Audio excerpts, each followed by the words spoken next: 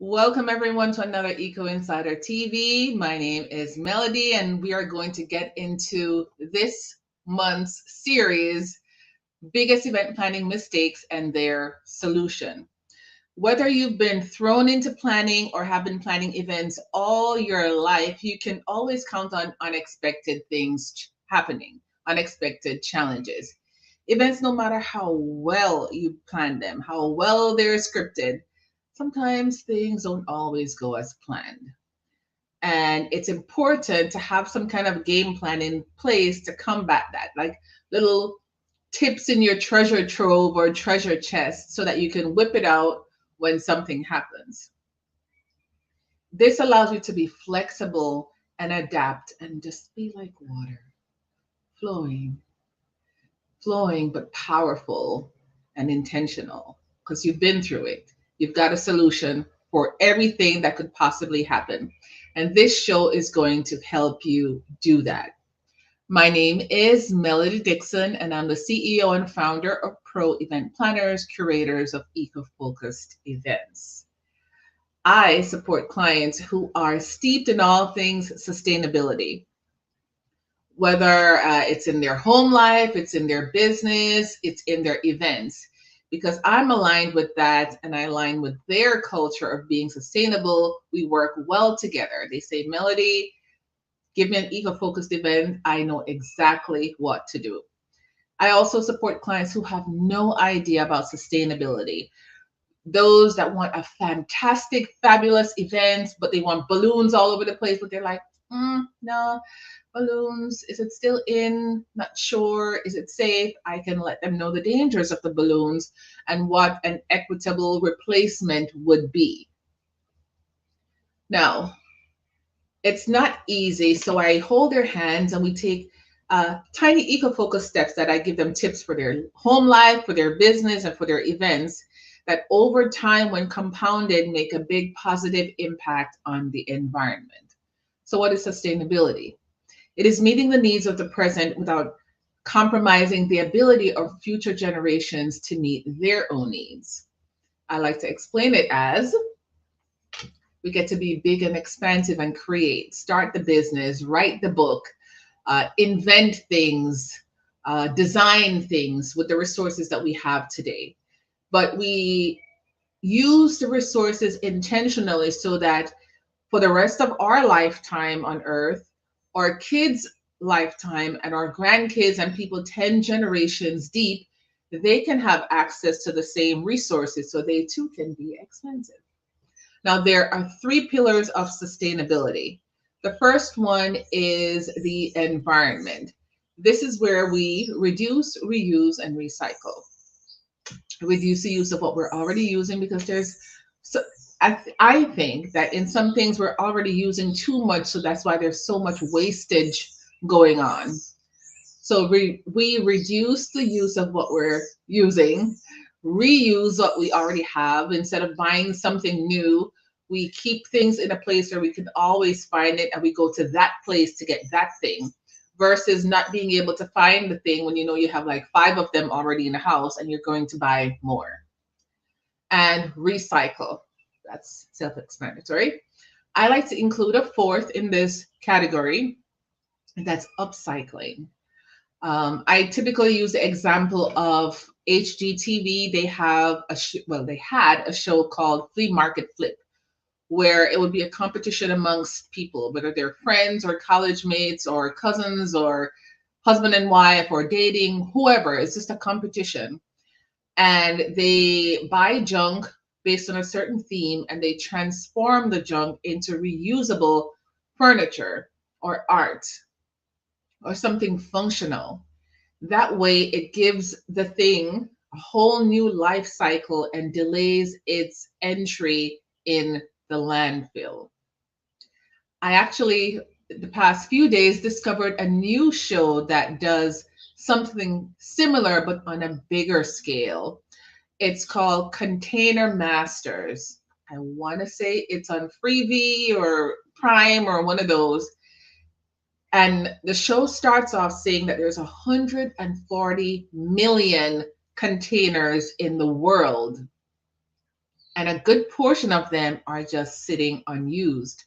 So this company takes these containers and make tiny homes, and they are spacious and intentional with every corner, and it could be 2 stories, it can be convertible, people use it as vacation homes or so many things. But these containers, they're big, bulky, heavy metal, and they transport it to wherever the land is that you bought.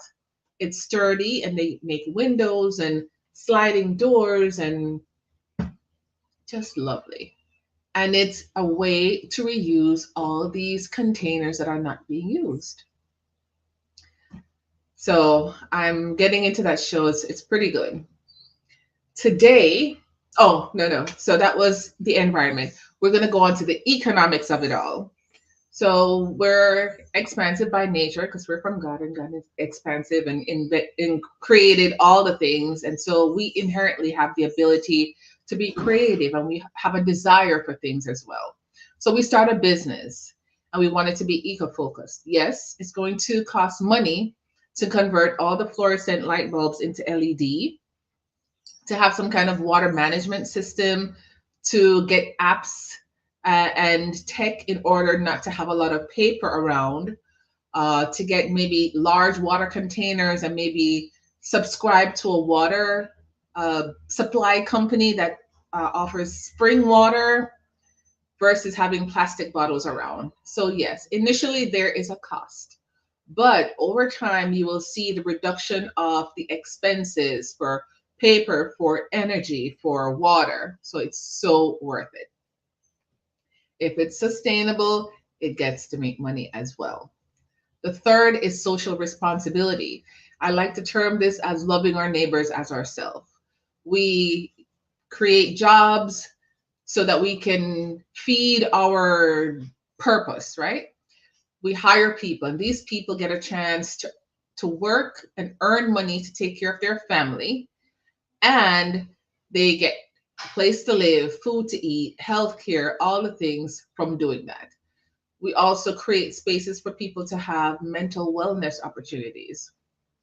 Make sure that there are parks available and access to the beach and streams and rivers and ponds and all the things that make people feel good. If we're not socially responsible, these places can become dumping grounds and not fit for human, occupancy. So for sure, we get to take care of our environment, which in turn takes care of our mental health. And we also get to help people who are less fortunate, feeding the homeless, taking care of shelters, all the things. So that it's like a circle. We take care of each other. All right. So today we're going to unpack not doing anything with data collected at events. That is one of the biggest event planning mistake. You go through all the things to get the data. So do something with it. You'll collect an enormous amount of data throughout the life of your event. If your event has a mobile app, your on-site check-in kiosk, like I'm going to a convention next week, and they have these little kiosk things where you punch in your name and everything, and it spits out your ID card, and you have like a necklace situation that you pin it to so they know who you're representing and your name. And sometimes it'll have a barcode with your contact information. And that's a way to collect info from events. If you don't already have a plan of action for how you'll use the data as a tool for proving the success of your event, don't worry. Today's show is going to show you 3 ways on how to do that. And it'll assist you in making your event lucrative. One of the things I like to make sure, and today's show is totally for corporate events, totally. One of the things I want to present people to when they're planning events is to make sure they have decided on their expected return on investment, their ROI. And that just means for the amount of money and time and energy that they put to have this event, what are they expecting to gain at the end of the event?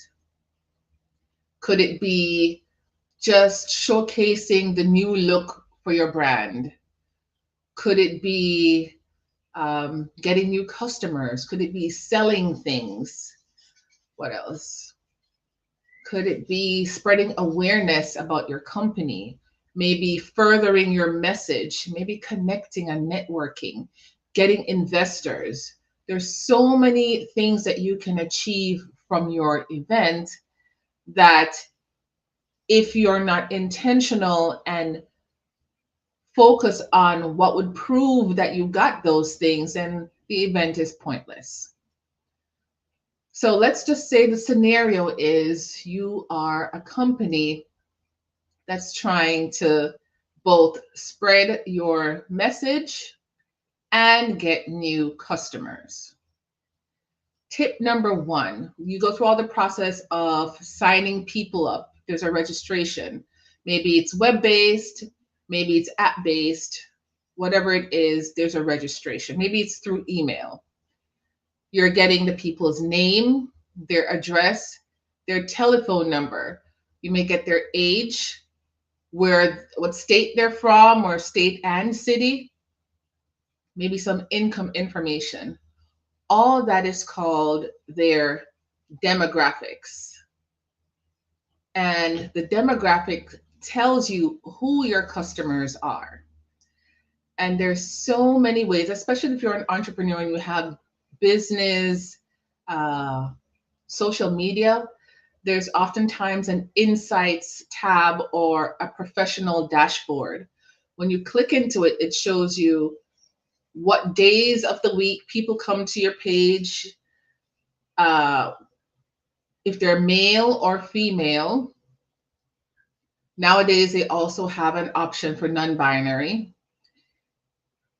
They also have the age group, what city, what state.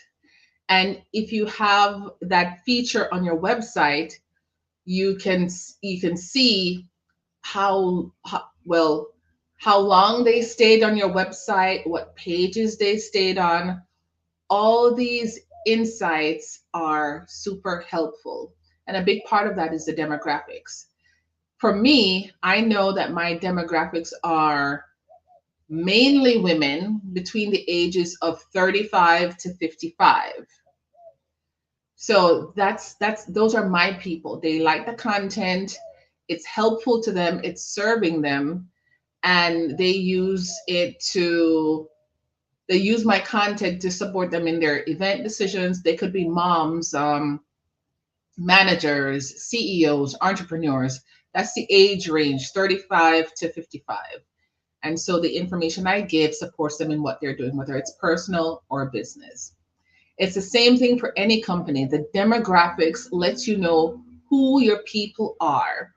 And if you're noticing that the stats are showing people who you don't want to be your people, then you get to change some things about how you're doing your business. So if you are, let's say you're a motorcycle company and you want to target men between the ages of, let's say you're Goldwing, let's go there. You want to target people between the ages of 45 and 65, men between the ages of 45 and 65. But you notice from your statistics that you're seeing women ages 35 to 55 as the main people looking at your content. Then you get to see, okay, am I advertising things that are pretty, or advertising ease with managing the motorcycle? Because a lot of men like to get physically involved in it, some women too, but women want it done. Like they don't, not all women want to be in and through a motorcycle, turning knobs and twisting things and screwing off things. They want it done. So if their content speaks to the ease of having a Goldwing motorcycle and riding up the ocean side and living your best life, that says more feminine energy than masculine. So if your demographics that you're seeing is not what you want for your company, then you get to change your messaging, and change maybe some policies or whatever it is in your marketing so that you can target the right target audience. So it can both, it serves you anyway, whether you're on par with the right people you want to target or you're targeting the wrong people, you need to change your messaging. So the income is also important. Is the income of the people who's looking at your content the people who can afford to buy your product? So the article will showcase that as well. If the people looking at your product is, let's say you sell $100,000 car and you have people who only earn $30,000 a year looking at your stuff, then you're targeting the wrong people, or your messaging is pulling in the wrong people. So look at the sex of the people, their age range, their location, their income. You don't want to be living, having your business in Florida, but then most of the people watching your content, they're in California. Unless you ship things, you oftentimes, if it's something where they need to come in for a service, you pretty much want local people. So that's how helpful the demographics is. So make sure you get good and a good and clear way of getting the demographics of the people attending your event. Tip number 2, building an email list. This has been powerful for me. I know that if Mr. Social Media, whether it's Facebook or Instagram or LinkedIn, start to say, we are no longer being free, you're going to now have to pay this exorbitant amount of money to reach all the people you have. And there are some companies that have hundreds of thousands of subscribers or followers and all the things. And if you don't have a way to contact these people independent of the social media, then you are at risk. You are at risk.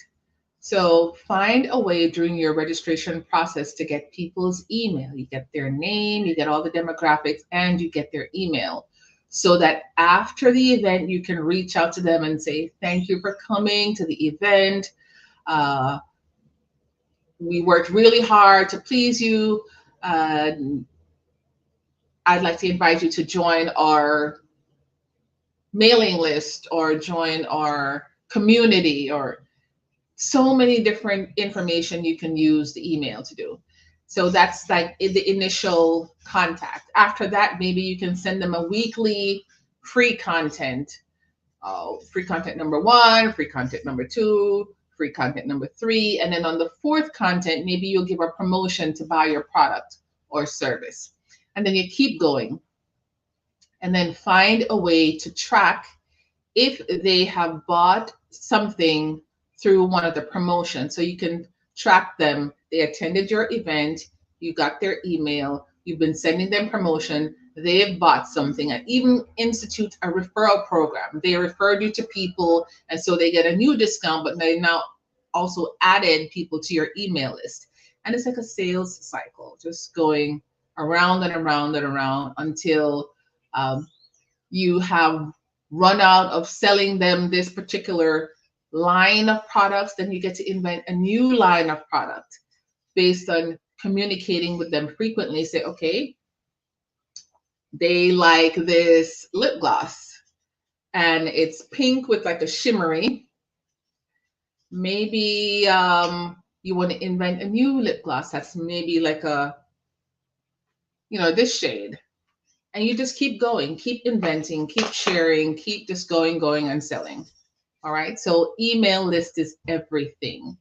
And there is a thought out there in the business world that if you have a good 2,000 people on your email list, you can pretty much become a millionaire based on what you sell them and how often you sell. So build your email list through getting registration information for your event.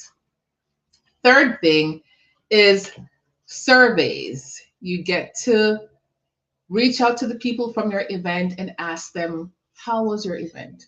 How was my event? What did you learn? What stood out for you? What would you recommend that we change? Feedback is so important. I know for me, well, start off, I'm in the hospitality and events industry.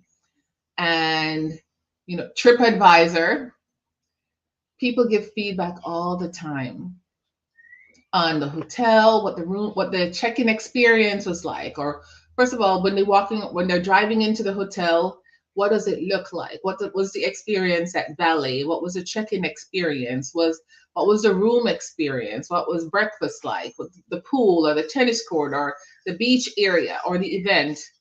It makes sense to get people's feedback so that you can adjust along the way. And that way you'll be able to find different ways to please your customers or fix a problem so that it doesn't get to be a negative situation with your customers, because negative reviews bring down your score and also reduces your appearance in the sort order of the algorithms of it all. The more 5 stars you get, the higher you sort, and the more frequently you're because you're sorted or you're shown because you give good service and you have 5-star reviews. And most people, when they're looking for a product or service, they're not trying to uh, hire somebody that has like 3 stars, 2 stars, or 1 star. They want 4 stars and higher. All right. So surveys are great in that respect. And that works for service business, which is the event planning, hotels, rent cars, all the things. Surveys also help during the event. Let's say you have a 3-day conference and they have these little survey remote thingies that are either under your seat or through the event app. And they can say, for this week's events, we have speaker number 1. They'll be speaking every day for the 3 weeks, and they'll ask you for your feedback on their talk for the first day. If they really score low, they may be removed from the program. If they score high, then of course they'll stay and maybe get some extra time. Some events are that fluid because they want to make sure that the attendees have a positive experience and spread positive feedback about the event so that more people will attend. They share it online. People are buying tickets earlier. There's so many things that can happen in that respect. So for sure, feedback is necessary.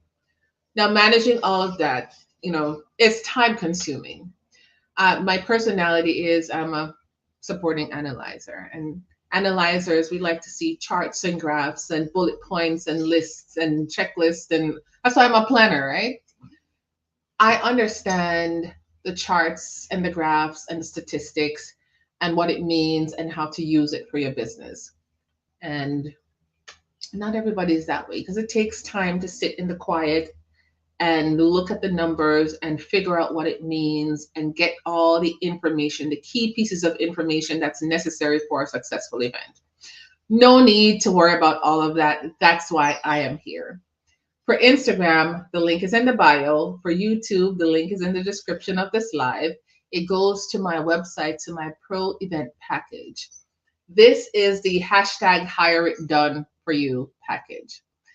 I sit with you and talk to you about the conference you want to have, how many people you're expecting, maybe get some data from what happened last year, and then what you want to see or do different this year. I take that information, take my know-how, and take your budget and make it happen and just far exceed above and beyond what you thought was possible for this event, because I think I take on a client's event like it was my own. So there's no shortcuts, there's no stepping, nothing like being chintzy or cheap. You're getting a really visually appealing event, well planned logistically, with room enough to manage any challenges that come up. And when you're dealing with people and events, there's always something. It's managed behind the scene in a discreet and professional way so that you can focus on your guests. So you can be your keynote. So you could just have a good time at your own event and not have to worry about what's happening behind the scenes. That's why you hire me. All right.